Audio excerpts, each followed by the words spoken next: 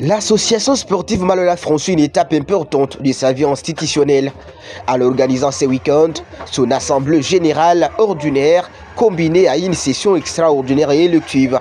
Les travaux se sont déroulés dans les installations du campus de l'université de Kinshasa Unikin en présence de membres du club, le délégué sportif et de partenaires. Les assises ont été ouvertes par le mot de bienvenue du président sortant, suivi d'une prière d'ouverture. Les participants ont ensuite procédé à la vérification des conformités, à la désignation des prestateurs, à la définition du mot de vote, à la lecture et adoption du rapport bilan pour la saison 2024-2025 avant de conclure par l'eau d'hiver.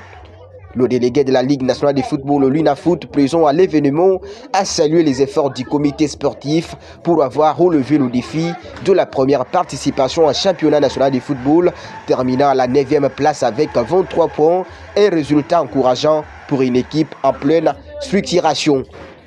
Durant la saison sportive 2024-2025, le club a engagé une dépense totale de 253 168 $ américains, couvrant les frais de fonctionnement, le déplacement de l'équipe, les équipements et le prime de joueurs.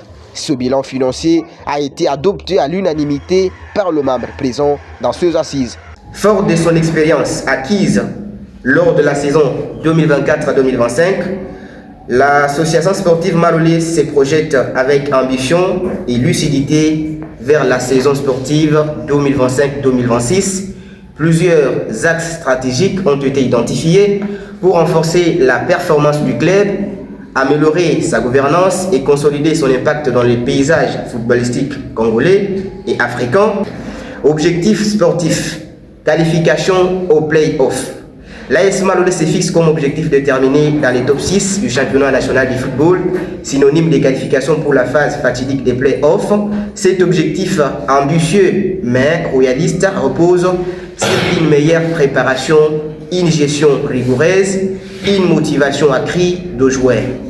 Développement de la formation de joueurs.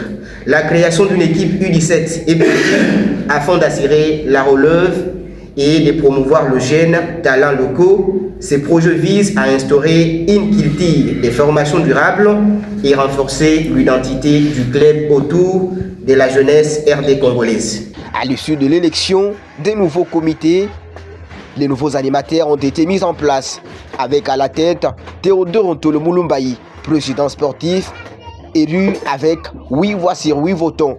À la vice-présidence, Roger Mwamba, Léonard Kalonji, trésorier, Claude Kamouleta, Evan Moutungela, secrétaire adjoint, Gédéon Chikabou, Iber Bouchab et Trésor Tekela et Bala Moukaïbadan assureront la conseillerie.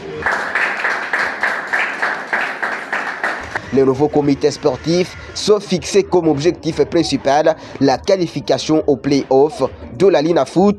Pour y parvenir, un appel solennel a été lancé aux joueurs afin qu'ils prennent conscience de leur rôle et s'engagent pleinement dans la réalisation de cette ambition.